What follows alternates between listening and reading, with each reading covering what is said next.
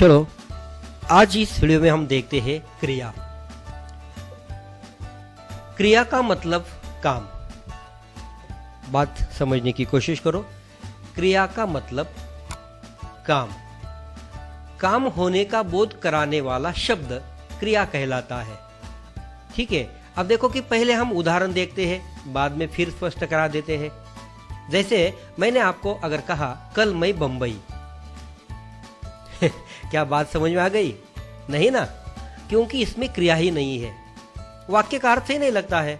कल मैं बंबई क्या वाक्य का अर्थ है? नहीं है, क्योंकि इसमें क्रिया नहीं है।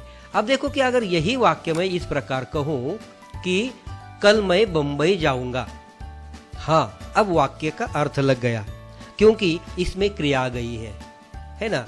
जैसे कि जाऊंगा ये वाक्य का अर्थ पूरा करता है, इसलिए जाऊंगा ये क्रिया है। ठीक उसी प्रकार हम ये समझ लेते हैं, जिस शब्द से किसी कार्य के होने का बोध होता है उसे क्रिया कहते हैं, या वाक्य में अर्थ पूर्ण करने वाला शब्द क्रिया कहलाता है। जैसे कि ये क्रिया है, देखो, खाना पीना गाना रहना जाना, ये सारी की सारी क्या है? क्रियाएं हैं। ठीक है, अब दूसरा उदाहरण हम देखते हैं। कल पिताजी गांव से, क्या समझ में आया? नहीं ना, क्योंकि इसमें भी क्रिया नहीं है। अब देखो कि अगर मैं इस प्रकार ये वाक्य कहूं, कल पिताजी गांव से आएंगे, हाँ, अब इसमें क्रिया आ गई आना, मतलब आने की क्रिया है, इसलिए वाक्य का अर्थ लग गया। इसका अर्थ यह है कि क्रिया की परिभाषा ये होती है कि वाक्य का अर्थ पूर्ण करने वाला शब्द क्रिया कहलाता है।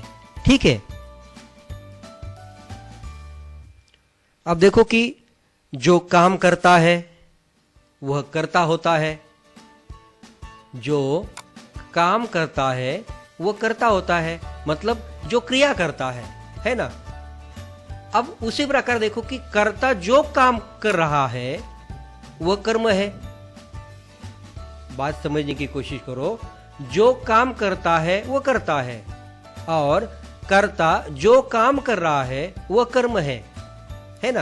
अब उदाहरण के जरिए ये देखते हैं, सुरेश क्रिकेट खेलता है। अब यहाँ सुरेश क्या है? करता है, क्योंकि सुरेश काम कर रहा है, खेलने का काम वो कर रहा है, इसलिए सुरेश जो है ये करता है। और वो क्या काम करता है?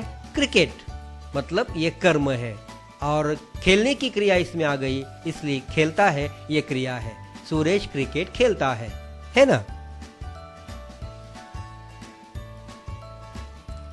देखो कि क्रिया के दो भेद हैं, एक सकर्मक क्रिया, दो अकर्मक क्रिया। अब देखते हैं कि सकर्मक क्रिया क्या है। स का मतलब साथ, देखो, स का मतलब साथ, और कर्मक का मतलब कर्म के, मतलब कर्म के साथ क्रिया का होना, मतलब क्रिया के साथ कर्म होता है ना। उदाहरण के तरीके देखते हैं, रामू रोटी खाता है, रामू करता है, रोटी कर्म है, खाता है क्रिया है, मतलब खाना क्रिया के साथ कर्म रोटी ये आया है। अब देखो कि अगर क्या से प्रश्न हम पूछते हैं और जवाब अगर मिलता है तो समझ लेना है कि वो कर्म है, मतलब वो क्रिया सकर्मक है। रामू क्या खाता है? रोटी खाता है, मतलब रामू क्या खाता है ये प्रश्न पूछने के बाद जवाब मिला रोटी, इसलिए रोटी क्या है? कर्म है। अब देखो, मतलब जो क्रिया कर्म के साथ आती है उसे सकर्म क्रिया कहते हैं। बहुत आसान सी बात है कि अगर हम क्या प्रश्न पूछने पर जवाब मिलता है तो वो समझ लेना है कि वो क्रिया सकर्म क्रिया होती है। ठीक है, अब आगे देखते हैं। देखो, अकर्मक क्रिया, अ का मतलब बिना, मतलब नहीं, कर्मक का मतलब कर्म के साथ क्रिया नहीं होना, कर्म के साथ क्रिया का नहीं होना, मतलब क्रिया के साथ कर्म नहीं होता है ना। अकर्मक क्रिया के साथ कर्म नहीं होता तथा उसका फल कर्ता पर ही पड़ता ऐसी क्रियाओं को अकर्मक क्रिया कहते हैं। उदाहरणार्थ, राम गाता है।